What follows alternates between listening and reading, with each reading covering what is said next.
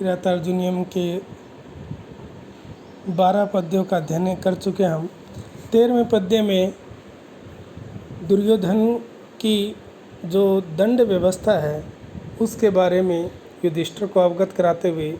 वनेचर कहता है कि वसुनि वांछन वसी न मन्युना स्वधर्म इत्येव निवृत्त कारणः गुरुपदेष्टेन रिपौ सूते अपि वा निहन्ति दंडेन स धर्म विपल्वम। वसी सा वह दुर्योधन, वश यानी वश में रखने वाला, अपने इंद्रियों को वश में रखने वाला, जितेंद्रिय। वसुनि वांछन, वसुनि माने धन को, वांछन चाहता हुआ, नहीं वह धन को चाहता हुआ नहीं, मन्युना न, और न ही मन्यु यानी क्रोध से भी नहीं, निवृत्त कारण है, कारणों से रहित। कारण कौन से? क्रोध लोभ आदि, इन कारणों से रहित होकर के,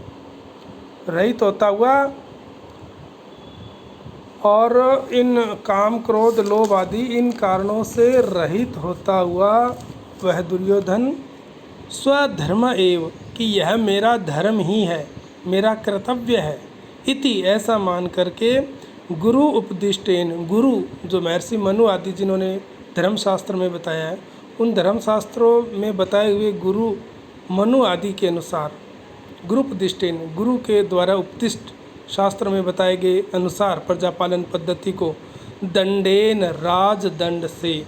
रिपु के बारे में, शत्रु के बारे में, वा अथवा सुतेपि अथवा अपने पुत्र के विषय में, शत्रु के बारे में विषय में हो अथवा पुत्र के विषय में,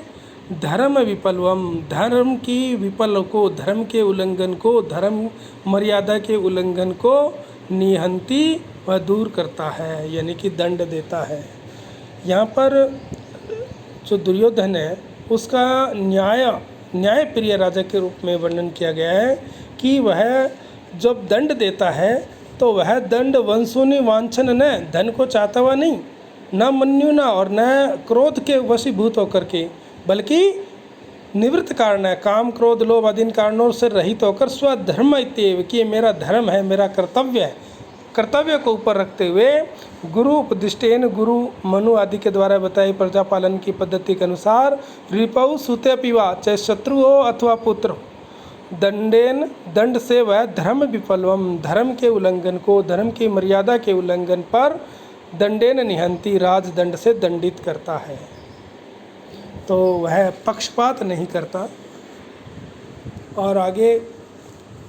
कहते हैं कि वह जो वनेचर है वह युधिष्ठिर को अपनी भेद नीति, दुर्योधन की जो भेद नीति है, वो भेद नीति का किस प्रकार से पालन कर रहा है उसके बारे में बता रहा है कि विधाय रक्षान परितः पर इतरान संकिताकारम उपेति शंकिता, अशंकिताकारम उपेति शंकिता, क्रियापवर्गेषु अनुजीवी सात्कृता कृतज्ञताम अस्य वदन्ति संपदः।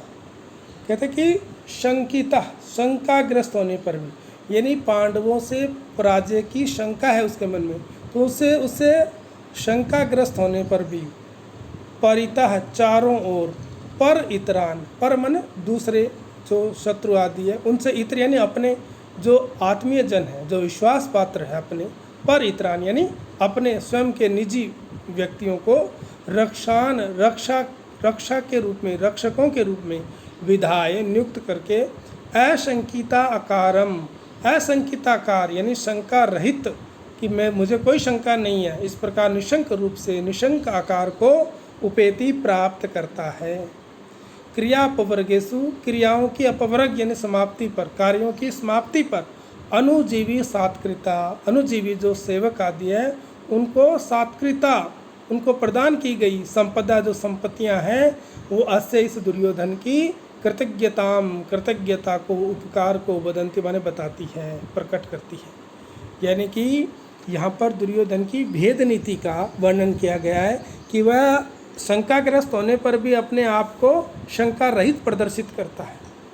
ये राजाओं का भेद गुण जो है कि शत्रु को भेद ना हो कि मैं डरा हुआ हूँ, इस प्रकार से वह अपने आप को प्रकट कर रहा है। और रक्षा कार्य है जो कि सबसे महत्वपूर्ण कार्य है, उसमें वह पर इतरान यानी दूसरों को नहीं, अपने विश्वास पात्र आत्मीय जनों को वहाँ पर विधायक नियुक्त करके अपने आप को असंकिताकारम उपेति शंका रहित के रूप में प्राप्त करता है। और जो अनुजीवी है उनको क्रिया उपवर्गेशु कार्यों की समाप्ति पर अनुजीवी सात्कृता सेवकों को प्रदान की गई संपदा जो संपत्तियां हैं वो अस्य कृतज्ञताम वदंती, इसकी कृतज्ञता को बताती है कि वह कितना कृतज्ञ अपने सेवकों के प्रति कार्य समाप्ति पर उन्हें पुरस्कृत करता है, उनको संपत्तियां प्रदान करता है।